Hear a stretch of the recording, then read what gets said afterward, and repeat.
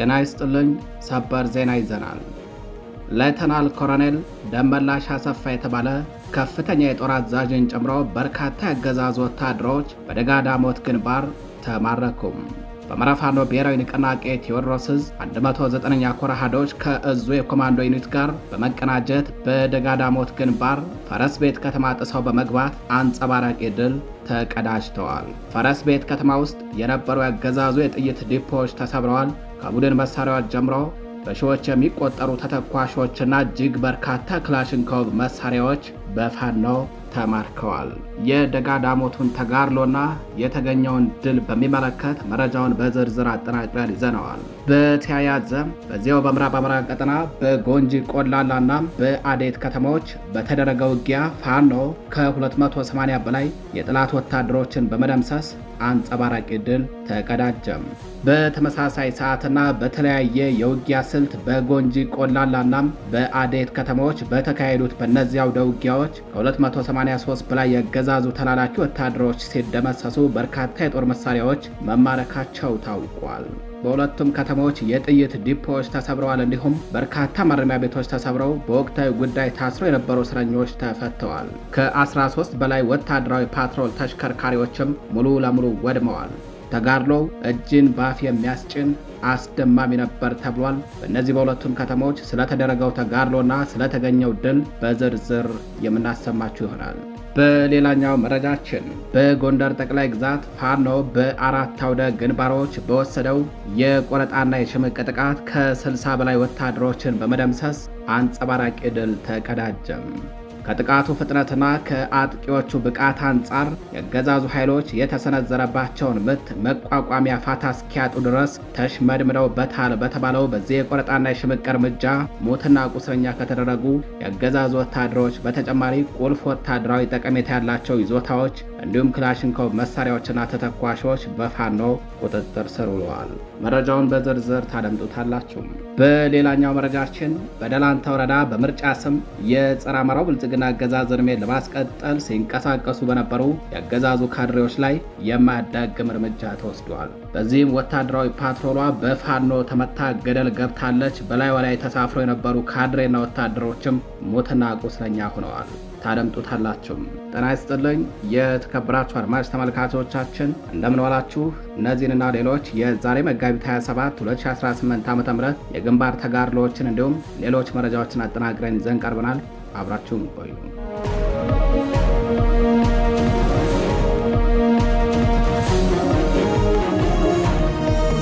ወደ ቀዳሚው መረጃችን እናልፋለን። ሌተናል ኮሎኔል ደመላሽ አሰፋ የተባለ ከፍተኛ የጦር አዛዥን ጨምሮ በርካታ የአገዛዙ ወታደሮች በደጋዳሞት ግንባር ተማረኩም። በአማራ ፋኖ ብሔራዊ ንቅናቄ ቴዎድሮስ ዕዝ 109ኛ ኮር አሃዶች ከእዙ የኮማንዶ ዩኒት ጋር በመቀናጀት በደጋዳሞት ግንባር ፈረስ ቤት ከተማ ጥሰው በመግባት አንጸባራቂ ድል ተቀዳጅተዋል። ፈረስ ቤት ከተማ ውስጥ የነበሩ ያገዛዙ የጥይት ዲፖዎች ተሰብረዋል። ከቡድን መሳሪያዎች ጀምሮ በሺዎች የሚቆጠሩ ተተኳሾችና እጅግ በርካታ ክላሽንኮቭ መሳሪያዎች በፋኖ ቁጥጥር ስር ውለዋል። ይህ ዜና ወደ እናንተ እየደረሰ ባለበት ሰዓትም ትንቅንቁ ቀጥሏል። ታሪክ በደጋዳሞት ተራሮች ላይ ዳግም ተጽፏል። የጀግኖቹ አውድማ በሆነችው በዚች ምድር የገዢው ቡድን የምስራቅ ዕዝ ነባር መኮንኖች እንደ ቅጠል የረገፉበት ታሪካዊ ተጋድሎ እየተደረገ ነው። በአማራ ፋኖ ብሔራዊ ንቅናቄ ቴዎድሮስ ዕዝ 109ኛ ኮርና የእዙ የኮማንዶ ዩኒት በጋራ በሰነዘሩት በዚህ መብረቃዊና የተቀናጀ ጥቃት የጠላት ጦር መፈናፈኛቸው በደጋዳሞት ድንጋዮች ላይ ተዘርረዋል። ይህ ውጊያ ተራ ወታደራዊ ግጭት ሳይሆን የአገዛዙን የመጨረሻ መተማመኛ ያፈረሰና የፋኖን ወታደራዊ ልዕልና በዓለም አደባባይ ያስመሰከረ ድንቅ ገድል ሆኖ ተመዝግቧል። በዚህ ታላቅ ድል መሃል እጅግ የሚገርመውና የድሉ ማሳያ የሆነው ክስተት የአገዛዙ ከፍተኛ ወታደራዊ መኮንን የሆነው ኮሎኔል ደመላሽ ምርኮኛ ሆኗል። ኮሎኔሉ በጀግኖች ፋኖዎች ተከቦ እጁን ወደ ላይ እንዲያነሳ ሲገደድ ከአንደበቱ የወጣው ቃል የታሪክ ምስክር ሆኖ ይኖራል። እሱም ፋኖ ይችላል የሚለው ነው። ይህንን ቃል እሱ ብቻ አይደለም የእዙ አዛዥን ጨምሮ ገና የብልጽግና ምንጣፍ ጎታች የሆኑ ትላልቅ ወታደራዊ መኮንኖችም የሚጠሩት ነው።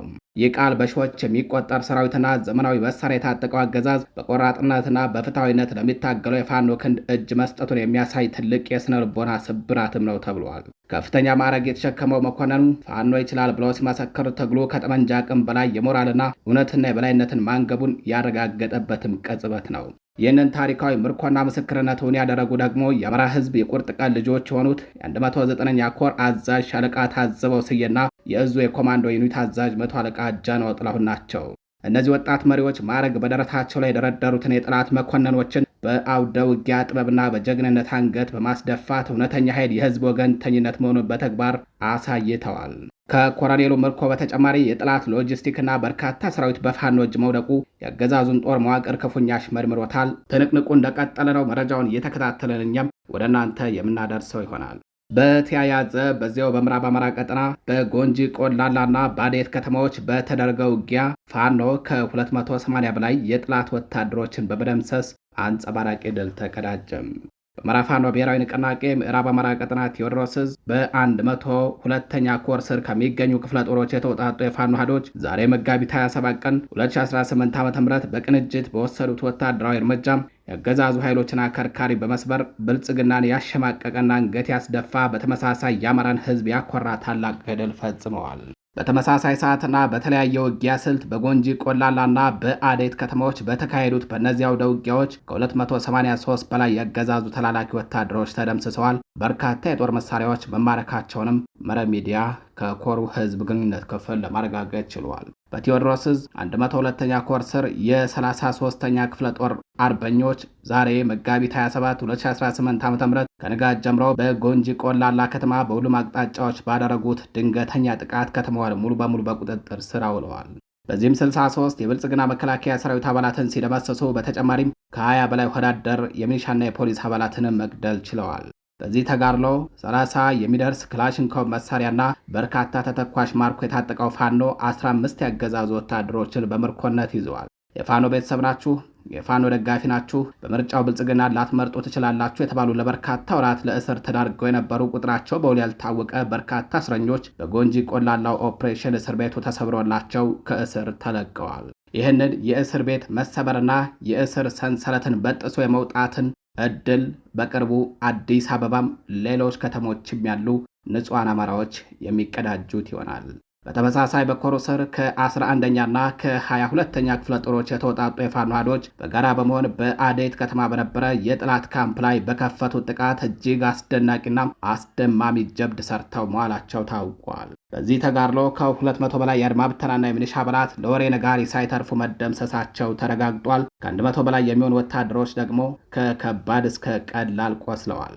ፋኖ አማራዊ የጦር ብልሃትን ከዘመናዊ የሽምቅ ውጊያ ሳይንስ ጋር አዋህዶ ተዋግቶበታል በተባለው በአዴቱ ተጋድሎ የጠላት ጦር የመሳሪያ ግምጃ ቤትን በመስበር ከ300 በላይ የነፍስ ወከፍ ክላሽንኮቭ መሳሪያ ማርኮ ታጥቋል። በዚህ ተጋድሎ 13 ወታደራዊ ፓትሮል ተሽከርካሪዎች በውጊያ መሃል በፋኖ አባላቱ በተወሰደባቸው እርምጃ ሙሉ በሙሉ የወደሙ ሲሆን ከ100 በላይ የታሸጉ ወታደራዊ አልባሳትና 150 በላይ የብሬን ካዝናዎች ተማርከዋል። የፋኖ የማድረግ አቅም በታየበት በዚህ አስደማሚ ተጋድሎ ብልጽግናን በገንዘብ አልደገፋችሁም በሚልና የፋኖ ቤተሰብ ናችሁ በሚሉ ምክንያቶች ለግፍ እስር ተዳርገው የነበሩ ከ100 በላይ ንጹሐን ወገኖች እስር ቤቱ ተሰብሮ የስር ሰንሰለታቸው ተበጥሶ ተለቀዋል። ብልጽግና በምርጫ ስም በአማራ ሕዝብ ላይ የሚፈጽመውን ጭፍጨፋ ለማራዘም ባዘጋጀው የማጭበርበሪያ ምርጫ ካርድ ከነሙሉ ካርቶኑ ተማርኮ በእሳት ጋይቷል። በአጠቃላይ በዛሬው ዕለት በጎንጂ ቆላላና በአዴት ከተሞች በተካሄደው አውደ ውጊያ የ102ኛ ኮር አሃዶች ብርቱ ክንዳቸውን በማሳረፍ የጠላት ምሽጎችን የደረማመሱበትና የጠላት ሰራዊትን ደምስሰው ኃያልነታቸውን ያስመሰከሩበት፣ በአንጻሩ ደግሞ ያገዛዙ ኃይል የተከፈተበትን ጥቃት መቋቋም አቅቶት ተፍረክርኮ እጅግ ከባድ የሆነ የሰብአዊና ቁሳዊ ኪሳራ እንዲሁም ሞራላዊ ኪሳራን እየተከናነበበት ሁኔታ በገሃድ ታይቷል። አድማጭ ተመልካቾቻችን በእነዚህ ቀጠናዎች የሚደረገው ትንቅንቅ እንደቀጠለ ነው። እኛም ማይክራፎናችንን ብዕራችንን ሳንነቀል እየተከታተልን ወደ እናንተ እናደርሳችኋለን። በሌላኛው መረጃችን በጎንደር ጠቅላይ ግዛት ፋኖ በአራት አውደ ግንባሮች በወሰደው የቆረጣና የሽምቅ ጥቃት 60 የአገዛዙ ወታደሮችን በመደምሰስ ቁልፍ ወታደራዊ ስፍራዎችን ተቆጣጠረም። በቆላ ድባ፣ በማክሰኝት፣ በሮቢትና በጠዳ አቅጣጫዎች በተንቀሳቀሰ የጠላት ኃይል ላይ በተፈጸመ የሽምቅና የቆረጣ ማጥቃት ነው ፋኖ አንጸባራቂ ድል የተቀዳጀው። በምርጫ ስም ያገዛዙን ዕድሜ ለማራዘም ከፍተኛ ቁጥር ባለው ወታደራዊ ኃይል ታጅበው ሲንቀሳቀሱ በነበሩ የምርጫ አስተባባሪ ካድሬዎች ላይ ነው እርምጃው የተወሰደው። በምዕራብ ፋኖ ብሔራዊ ንቅናቄ ጎንደር ጠቅላይ ግዛት በላይ እዝ ስር ከሚገኙ ክፍለ ጦሮች በተውጣጡ የፋኖ ኃይሎች በተወሰደው ብርቱ እርምጃ ነው የጠላትን አከርካሪ መስበር የተቻለው። መነሻቸውን ከቆላ ድባ፣ ከማክሰኝት፣ ከሮቢትና ከጠዳ አቅጣጫዎች ባደረጉት የአገዛዙ ኃይሎች ላይ በበላይ እዝ 202ኛ ኮር አጼዎቹ ክፍለ ጦርና በጌምድር ክፍለ ጦር የተውጣጡ አርበኞች ናቸው ሊመከት የማይችል እርምጃ የወሰዱባቸው። ከጥቃቱ ፍጥነትና ከአጥቂዎቹ ተወርዋሪነትና ብቃት አንጻር የአገዛዙ ኃይል የተሰነዘረበትን ምት መቋቋሚያ ፋታ እስኪያጣ ድረስ ተሽመድምዷል በተባለበት በዚህ የቆረጣና የሽምቅ እርምጃ 25 ወታደሮች ሲገደሉ 35 ወታደሮች ደግሞ ክፉኛ ቆስለው በቁስል እየተንሰፈሰፉ ነው። ገሚሶቹም በሞትና በሕይወት መካከል እንደሚገኙም ተረጋግጠዋል።